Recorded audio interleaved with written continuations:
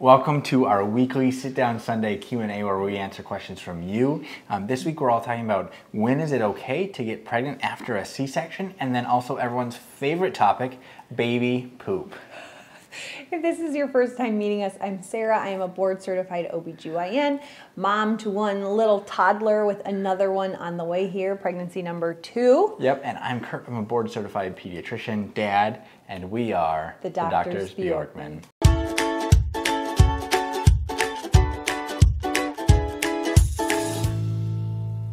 All right, first question comes from JR1031, and it says, how early can a woman get pregnant after C-section and why? So, we're gonna break this down a little bit. We do have a whole video all about kind of when is the best time to have your next baby and pregnancy spacing and things like that. So if you want the full, complete answer. Or we dive into literature data all about that. Check that out. In terms of can physically possible get pregnant after a C-section, it technically possibly could be as early as 6 weeks if you start ovulating again. You're not breastfeeding, you resume your normal periods. Women can ovulate as soon as 6 weeks postpartum, which is why your OB is so persistent about talking about contraception after your baby is born. Imagine that's not ideal to get pregnant that fast. It is not. And so we want you to have all the babies that you want. We want you to be safe and in doing that, and there is research and data about kind of pregnancy spacing. After a C-section, it is recommended that you delay conception, so delay getting pregnant for 18 months, and that is because we want time for that C-section scar to heal, okay? To have that, what we call the hysterotomy, that's that incision on your uterus, to be able to be strong so it doesn't rupture in a next pregnancy. Studies have shown that if you get pregnant within that 6-month mark of having a C-section, that your risk of uterine rupture is up to 2.8, almost 3%, which is very different than when with longer time we usually see rates of rupture much lower than 1%. Gotcha. So it is a very real risk compared if you get pregnant after 6 months. And you said the ideal is that you're getting pregnant a year and a half after, so that those children are at least kind of 2 years, 3 months apart or something like that at least. Not good at head math, but the recommendation is not to get pregnant until 18 months after your C-section. Okay. Check out the episode for all the finer details. Okay. Awesome.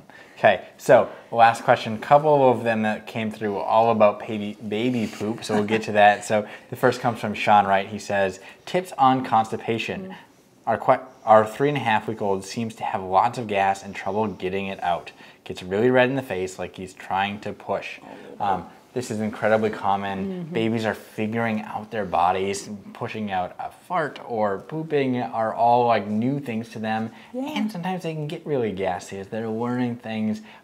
Variations in their diet can really make a big difference. As their tummies are quite a bit sensitive, they're still kind of like developing their normal gut microbiome and processing things.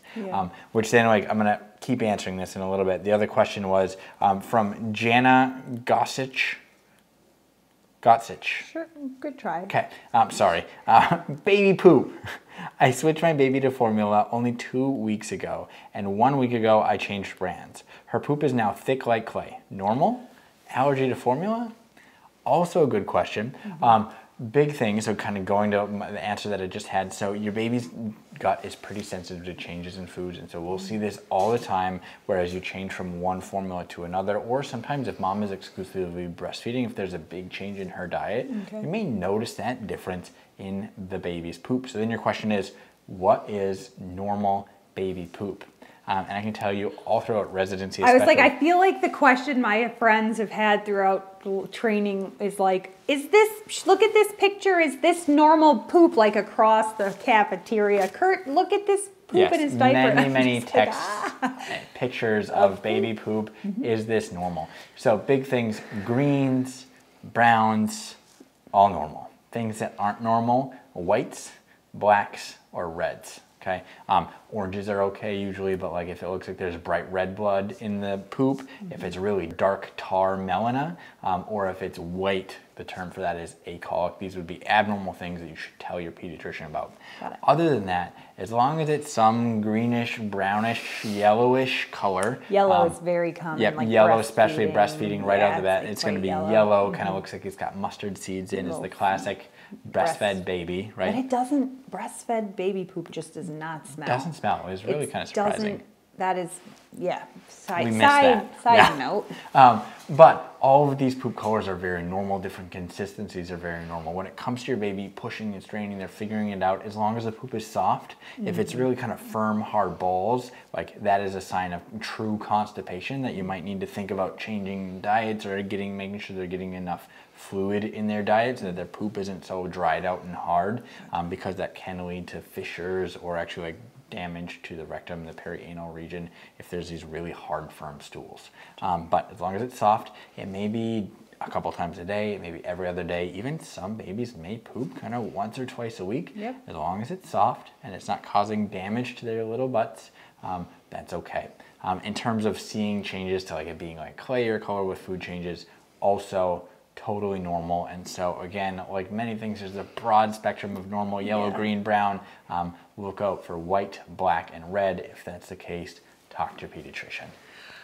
Well, that is a lovely little wrap to our Sunday morning. You never know what we're going to talk about here. We hope you enjoyed this little Q&A.